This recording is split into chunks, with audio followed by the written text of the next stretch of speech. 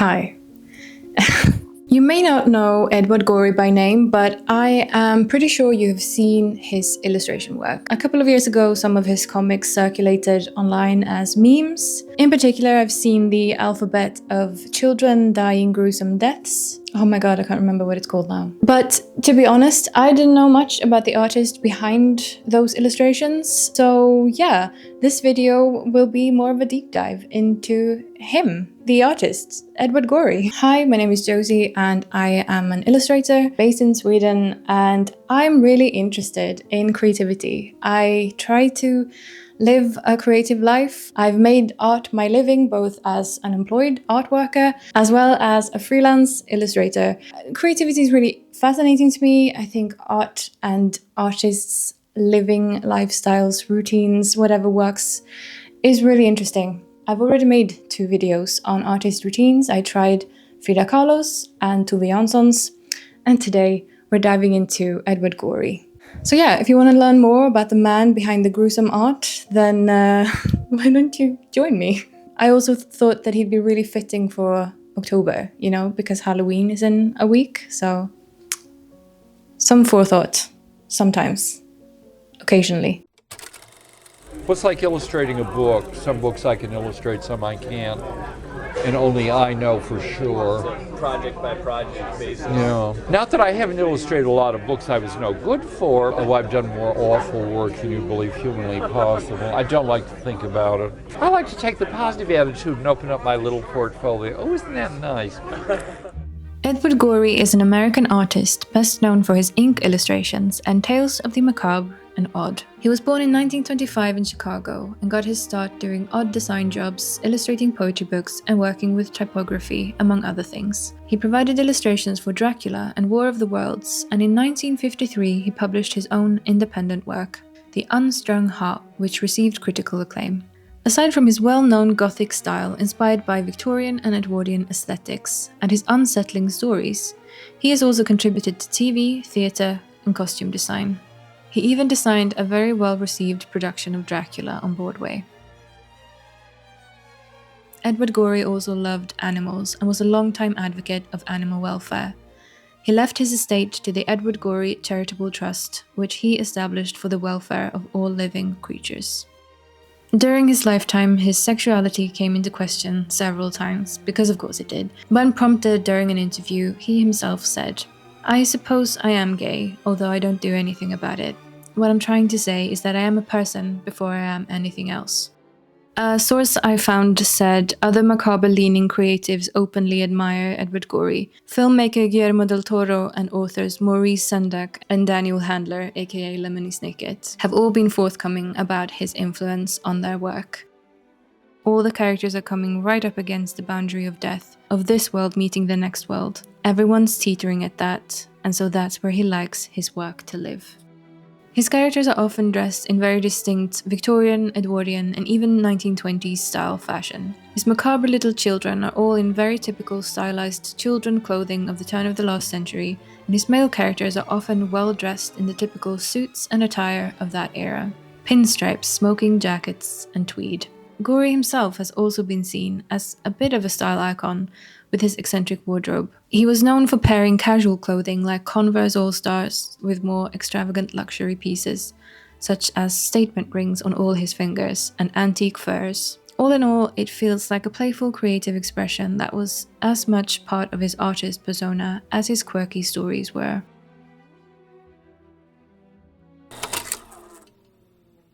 Okay, yeah, so I always have to do like a little bit of a song and dance around the fact that it is impossible to figure out a person's routine. No one has a set routine. It's very different from like day to day, month to month, and also like periods of one's life. What we can say about Edward Gorey is that he was incredibly prolific. He worked a lot. He has an immense output of illustration work. It's very impressive and really kind of, I feel like early on has a pretty clear style that is unique to him, kind of cross-hatching type of illustration. I love this style. I think it's so expressive and it really suits the kind of macabre sense of humor that he has. What I did find is that he enjoyed going out for breakfast. He had apparently a diner where he was a regular. He would go and have breakfast there. And then, from what I understand, he would work for most of the day, working on illustrations, working on designs, whatever project he was working on, writing his stories, etc. In the evening, he was a big fan of ballet and classical music. Those are the kind of three things that we know for absolute certain. Then there are some other things that, like, I thought I would incorporate into the routine. He had a kind of a quirky sense of style, which apparently amassed a small following of like dedicated fans, which I think was really sweet. And I'm going to not emulate his style. I'm going to pull some from his character designs and also some staples in his own style. Another thing is that he enjoyed comfort food. So for dinner, I am making mac and cheese, which apparently was something that he really enjoyed. Wait and see if I enjoy it. He drew specifically with ink, didn't use, from what I could find, he didn't put down any like sketching or graphite before committing. He would redo and rework something until he was happy with it. And finally, he liked to use a lot of lists. Apparently that's a whole thing. He had lots and lots and lots of lists, listing projects, listing art supplies, listing inspirations, food, stuff, all kinds of things. So we're going to commit to that, and hopefully that doesn't get annoying. So that's the routine. On the one hand, very vague, but then on the other hand, it's like a work day, and I really respect that. It's just getting up, getting breakfast, getting some sustenance, and then committing to a day of working. So I'm really looking forward to that, actually. Kind of uninterrupted, just work. Yeah. Take it away, Josie. We're going out for breakfast.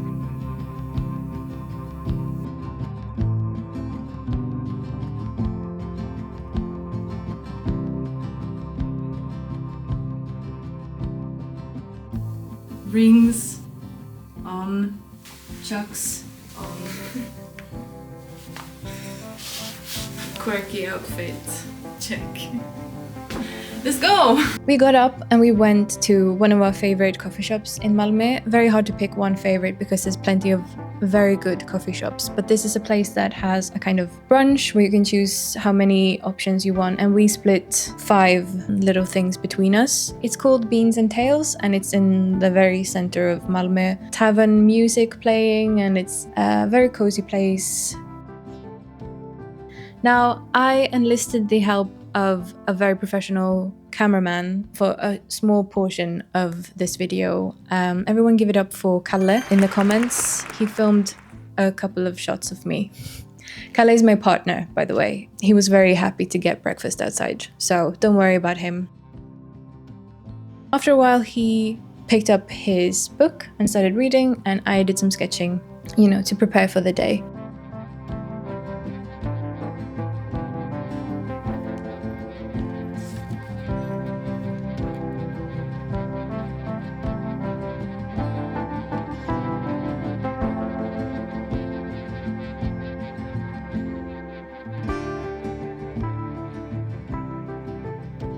Then he went off to work and I went home for work. But yeah, it was really nice. I actually really enjoyed this as some quality time together. I thought in advance, that it'd be fun to do like an Edward Gorey themed kind of exercise or challenge to like produce a small piece of work that is in my style and my voice, but inspired by Edward Gorey. Yeah, I thought about macabre sense of humor, something that I really relate to and have kind of kept on the lock for a really long time. Probably comes out more with people who know me. Yeah, when I was a teenager and like in my early 20s, I would definitely have more of the macabre humor. So it's definitely somewhere in the DNA of the art that I make. Another thing is Edward Gorey used rhyme in his stories.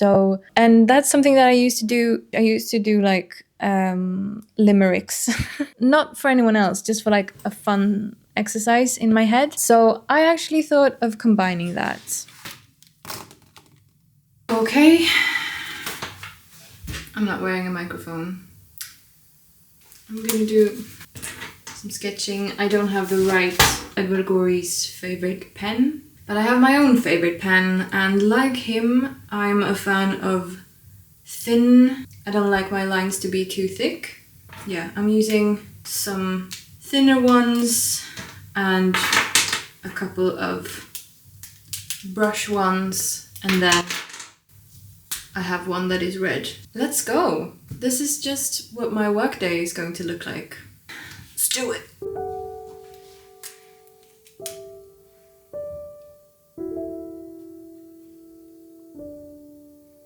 So the task that I decided to set for myself this day was choose 2 or 3 fairy tales, write them in limerick form, and then make an accompanying illustration.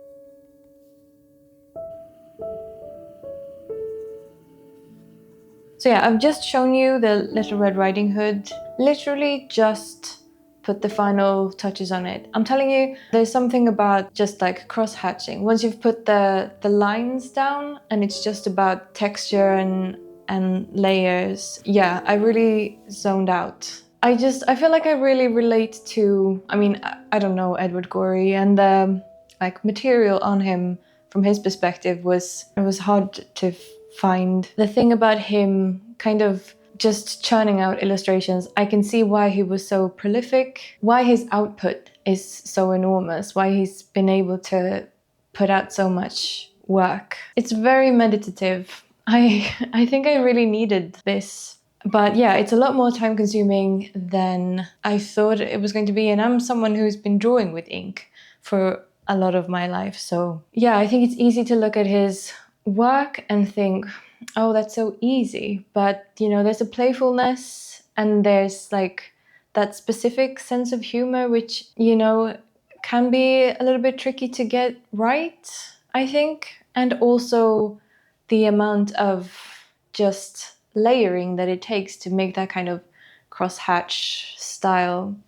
But so yeah, I really enjoyed this. And now we're getting to another part of his life, which is comfort food. And pure coincidence, a couple of weeks ago I watched Tasting History's episode on mac and cheese. In that episode, he mentions that Kraft mac and cheese, which is like, from what I gather, it's like the one and only mac and cheese in America. Apparently they've been around for most of the 20th century. So it would have been historically accurate for Edward Gorey to have eaten this growing up as a child. The long and short of it is, I haven't bought Kraft's mac and cheese, and yeah, I could have made my own from scratch.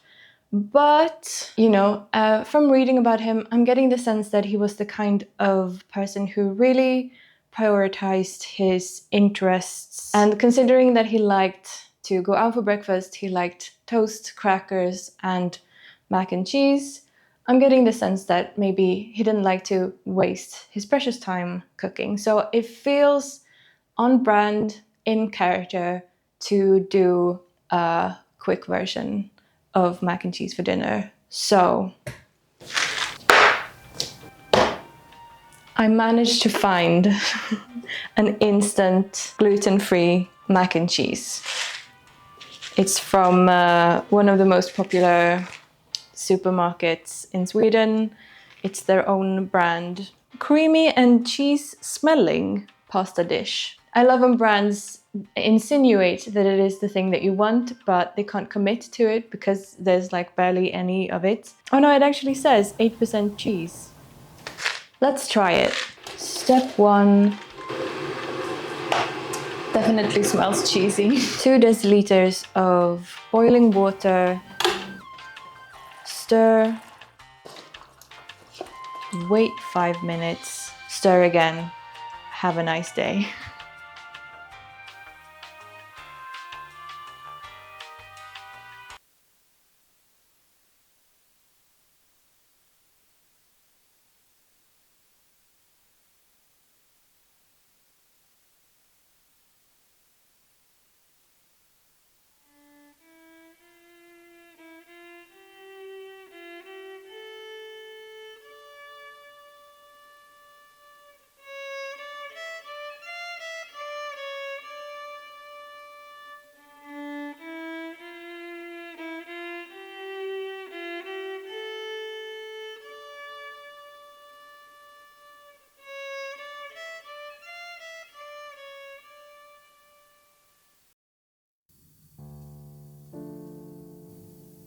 So, as I may have mentioned already, Edward Gorey was a big fan of ballet and classical music and would go and see shows regularly.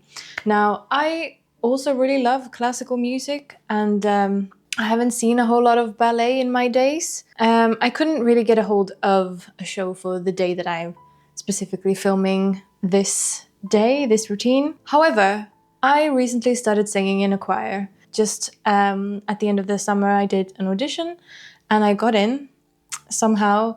And we are about to do a show at the very end of November. But this week, we are rehearsing in this really ornate church where we will be performing. So we have one of the main rehearsals tonight at this church. And because this church is so pretty, I thought I would bring you along with me. Now, unfortunately, I'm not going to record any of the music, any of the actual singing, but I'm going to try and find some really nice royalty-free singing so that you can imagine what this rehearsal sounds like. And yeah, you won't be able to see any of my choir colleagues either. Just imagine it's a very nice, soothing time. So, lean back, relax, and enjoy this little segment of classical music. My substitute for the New York Ballet. I know it doesn't really compare, but that's what imagination is for.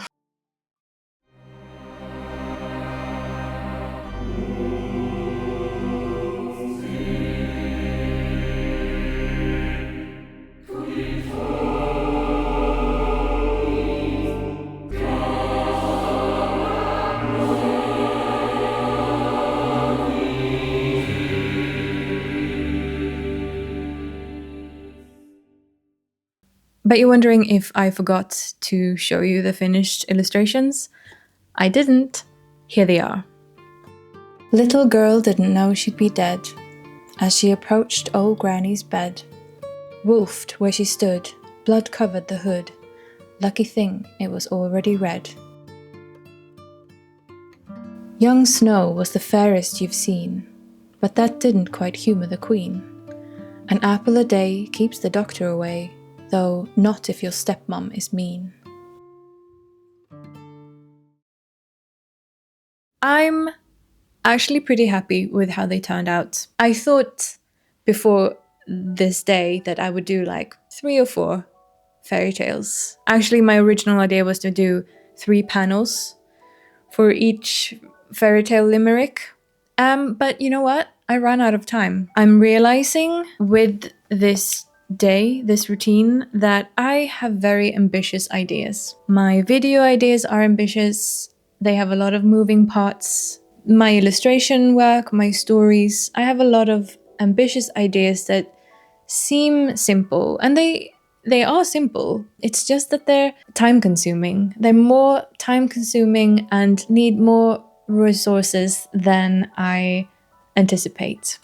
So one of the things that making videos has taught me, and especially that was like a big reminder this week, is deadlines are good. And specifically, Josie 2 years ago, who had an art blog, would have thought up this idea of like making limericks and illustrating them, but she would have chosen to make like 40 limericks of 40 different fairy tales or something like that. And then 3 panels for each, and each panel had to be perfect or whatever. You get what I'm trying to say, like ambitious, high performing, overperforming even, and it just leads to kind of never finishing things because I've decided to do so much, and like deciding that I can do a limerick a day and then obviously burning out because it's just the constant pressure. So something that I'm learning with videos in particular this week, with a deadline, you kind of have to rework the idea. Realize that it's actually not a defeat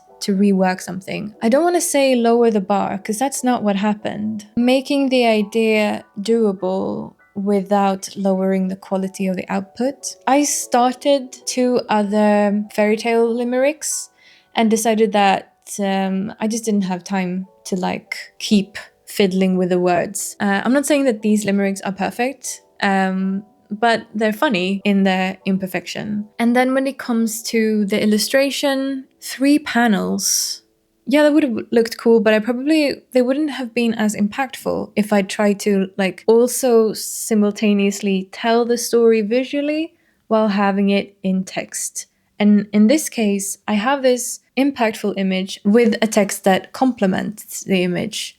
And I think that was a really good exercise for me. Then there's also the perfectionist in me who was really happy with the Little Red Riding Hood illustration and thought, I can't top this with the Snow White one. And I worked a lot on this. Was gonna draw the evil queen and like the mirror and stuff like that. And I was like, it just feels so on the nose. And then when I had the image of the dwarves carrying the glass coffin or glass casket, that kind of settled it for me. Now it doesn't have the same kind of contrast as the Little Red Riding Hood and the wolf. And that was something that I felt, there's like a perfectionism element, like they have to be equal or whatever. And then I was like, no, they don't. The summary of my like realizations with this video or this day is that I got to confront some of the unrealistic expectations that I set on myself,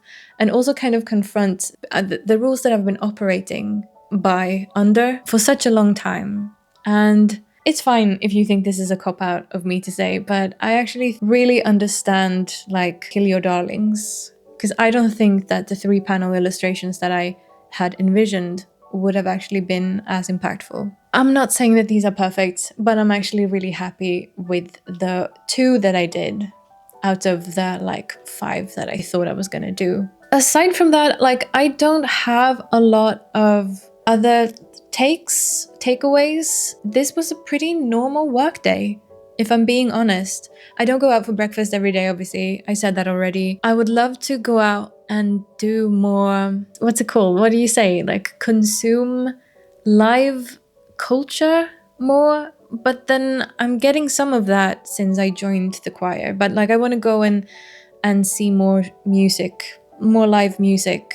Yeah, I would like to consume more live cultural events. Not in a position to be able to do that now, but it's something to aim for in the future, I guess. But overall, I really liked that this was just kind of a focused bit of work.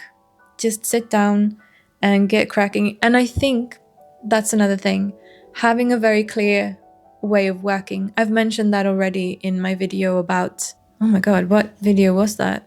Oh yeah, my writing. In that video I discussed like having a clear outline of tasks to do, like a clear structure. That's been game changing for me. If I have any more like takeaways, I might jump back in with some. But for now, I really enjoyed this day. I loved learning about Edward Gorey and immersing myself with his art and sense of humor. I really enjoyed this, and I hope you did too. If you like this video, like I said, I have 2 other artist routines and I have more in the works. I have already acquired a book for the next routine, which might be in January, I think, because it takes some time to prep. Yeah, this is a preview of that artist, and such a mystery. I really appreciate you. I hope you enjoyed this. Maybe you learned something, maybe you're inspired. Thank you so much for watching. If you liked this video, it actually really helps me out if you cared to leave any kind of engagement on it. Yeah, those things actually really help me. It also gives me an indication of what kind of videos people like. Obviously, it seems like you guys like these kind of artist routines, and as I may have already said, there's more. I have a very long list. However, if you have any suggestions, any artists, I'm happy to add them to the list. I can't tell you when they will actually come to fruition, but I'm hoping to make these kinds of videos for a while. So please leave a comment below of any artist that you think might be fun to look into, and also, you know, might have an interesting routine or something to learn from. Thank you so much for watching, as always, and I hope you have a wonderful rest of your week, and I hope to see you back here soon. Take care.